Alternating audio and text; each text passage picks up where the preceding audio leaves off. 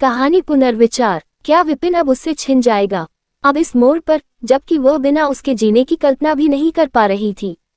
यूं विपिन पिछली बार भी पूरे अपनत्व से मिला था, पर पता नहीं क्यों उसे लगता है कि वह कुछ दरक सा गया है। क्या करे वह? रविवार की तरह आज भी पूर्वा को सुबह जल्दी विपिन के घर पहुंचना था, पर तैयार होते होते देर हो गई।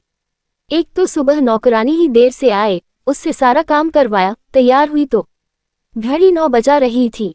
फिर सड़क पर सवारी के इंतजार में आधा घंटा निकल गया। विपिन ने 8 बजे आने को कहा था। पिछले कुछ रविवार से यह एक नियम सा बन गया था। पूर्वा छुट्टी का पूरा दिन विपिन के यहाँ गुजारती।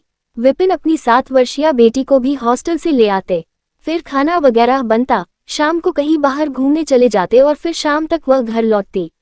बस कुछ दिनों की बात है पूर्वा, शादी होते ही हम सोना को घर ले आएंगे। अभी इसकी उम्र हॉस्टल में रहने की थोड़ी ही है। वह तो मेरी मजबूरी थी, उसे अकेली नौकर के पास भी तो नहीं छोड़ा जा सकता, इसलिए हॉस्टल में डाल आया। अब विपिन की गहरी आंखों में ढेर सारे सपने लहराने लगे थे और पूर्वा को भी लगता कि वह भी उन्हीं सपनों में डूबने उतरने लगी है। विपिन से शादी, उसके साथ घर बसाना, बस हर वक्त इन्हीं ख्वाबों को बुनती रहती वह और एक सुखद एहसास उसे चारों तरफ से घेरने लगता। 8-10 महीने पहले जब उसने ये ऑफिस ज्वाइन किया था तब उसने कहाँ सोचा था कि एक दिन वह इसी ऑफिस के बॉस के इतने करीब आ जाएगी। यूं भी वह प्रारंभ से ही अंतर्मुखी और अपने आप में ही खोई रहने वाली लड़की रही थी। बचपन से ही घर में माता पिता को छोटी छोटी बातों पर झगड़ते देखा था। पिता का गुस्सा स्वभाव, माँ की चिड़चिड़ाहट, जैसे तैसे बड़ी बहन का विवाह हुआ तो उसका भी वैवाहिक जीवन अधिक सुखद नहीं रहा। इतने लेन देन के बाद भी ससुराल पक्ष की नित नई मान बनी ही रही।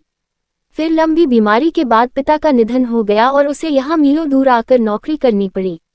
पूर्वा माँ को भी यही लाना चाहती थी, पर वे जिद करके अब तक मामा के पास ही रह रही थी। यहाँ भी आकर तब कितना अजीब लगा था। नया शहर, नई नौकरी, नया माहौल, सभी कुछ अजनबी था। चुपचाप वह अपने कार्य में लीन रहती।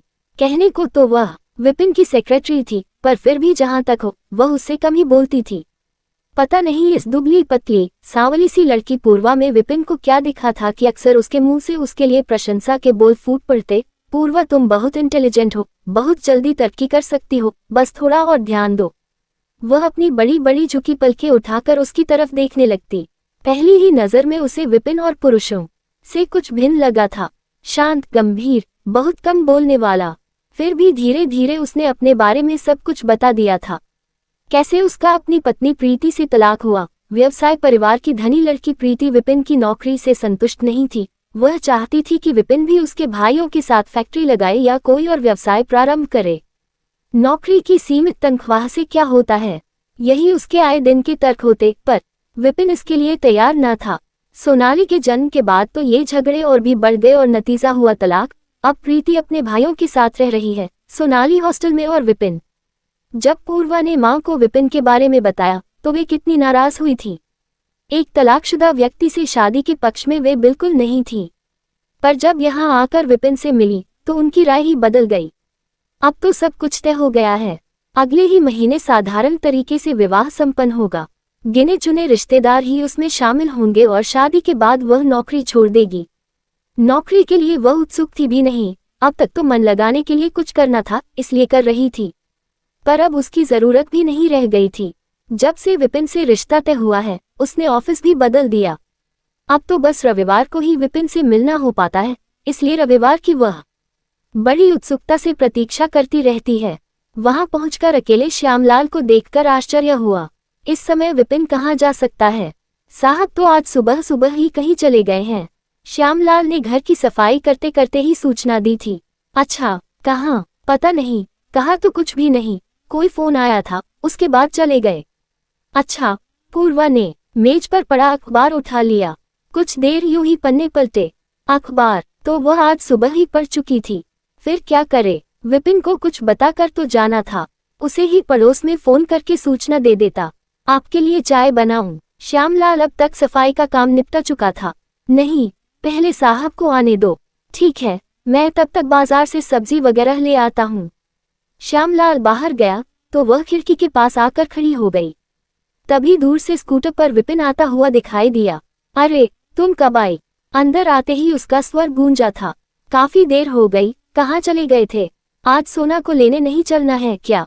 हाँ, सोना के पास ही गया था। विपिन सामने पड़ी कुर्सी पर बैठ गया। कुछ देर वह चुप रहा। पूर्वा भी समझ नहीं पा रही थी कि क्या कहे। तो फिर सोना है नहीं आज? कुछ देर बाद प्रश्न कौंधा दिमाग में। हाँ, आज प्रीति के साथ चली गई है। असल में सुबह ही प्रीति का फोन आ गया था। आजकल यहाँ अपनी मौसी के यहाँ आई हुई है। सोना से मिलना चाहती थी, इसलिए उसने कहा अच्छा हो मैं भी साथ चलूं, इसलिए जाना पड़ा। ओह, पूर्वा एकदम चुप हो गई। प्रीति का नाम सुनकर फिर कुछ बोलने का मन ही नहीं हुआ। तुमने चाय वगैरह पी या नहीं? विपिन ने ही कुछ देर बाद पूछा। नहीं, सोच रही थी कि तुम आ जाओ तब साथ पिएंगे। अच्छा, तो फिर देर कैसे, अभी चाय आती है। श्यामलाल, विपिन ने श्यामलाल को आवाज दी। श्यामलाल तो अभी बाजार गया हुआ है, मैं ही बनाती हूँ। कहते हुए पूर्वा अंदर किचन में चली गई।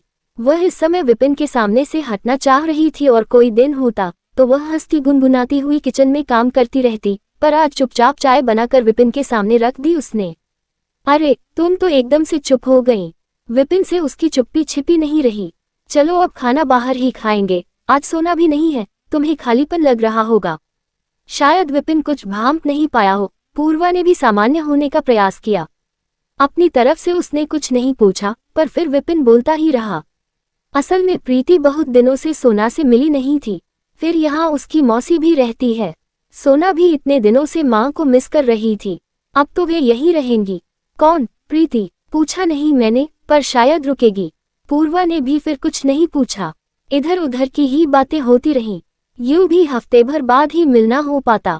वैसे बीच बीच में वह फोन पर बात कर लेती थी, पर पता नहीं क्यों इस बार फोन करने का भी मन नहीं हुआ उसका। प्रीति शायद वही हो। फिर रविवार को ही सुबह सुबह विपिन का फोन आया। पूर्वा, सोना जिद कर रही है कि वह मुझे और प्रीति को लेकर पिकनिक पर जाएगी। क्या करूं, मजबूर हूं, तुम कल जरूर मिलना। मैं छुट्टी लेकर घर पर ही रहूंगा। पूर्वा ने चुपचाप फोन रख दिया। पिछले 8 दिनों से वह एक अजीब सी छटपटाहट अपने भीतर महसूस कर रही थी। क्या विपिन अब उससे छिन जाएगा? अब इस मोड़ पर, जबकि वह बिना उसके जीने की कल्पना भी नहीं कर पा रही थी। यूं विपिन पिछली बार भी पूरे अपनत्व से मिला था, पर पता नहीं क्यों उसे लगता है कि वह कुछ दरक सा गया है। क्या करे वह? रविवार का पूरा दिन कितने अरसे बाद उसने अकेले ही बिताया था। सोमवार को भी छुट्टी लेने का मन नहीं हुआ उसका, पर विपिन से कह चुकी थी, इसलिए जाना था। ठीक है, बच्ची है, फिर उसका भी मन होता है माँ के साथ। शब्द फिर जुबान पर आते आते रुक गए थे। उधर विपिन के मुंह से भी निकल ही गया था, प्रीति में इतना बदलाव आ जाएगा, मैं तो सोच भी नहीं सकता था। कहाँ तो पहले 2 मिनट भी सोना के लिए नहीं थे उसके पास, और अब देखो पूरा दिन उसके साथ गुजार दिया, वह भी हंसी खुशी में। सोना भी तो खुश होगी। और क्या, उसने प्रीति से वादा भी ले लिया है कि अगले रविवार को उसे चिड़ियाघर ले जाना है। जाहिर है विपिन को भी जाना होगा। पूर्वा के दिमाग में कौन था, शायद विपिन ने भी भांपा हो, तभी तो उसके मुंह से निकला था, पूर्वा ये कोई जरूरी थोड़े है कि तुम रविवार को ही आओ। तुम तो कभी भी आ सकती हो, यूं भी तुम्हें नौकरी छोड़नी ही है। हाँ, वह तो है, पूर्वा ने धीरे से कहा। घर आकर फिर मन देर तक उदास रहा। उसे कोई निर्णय ले लेना है।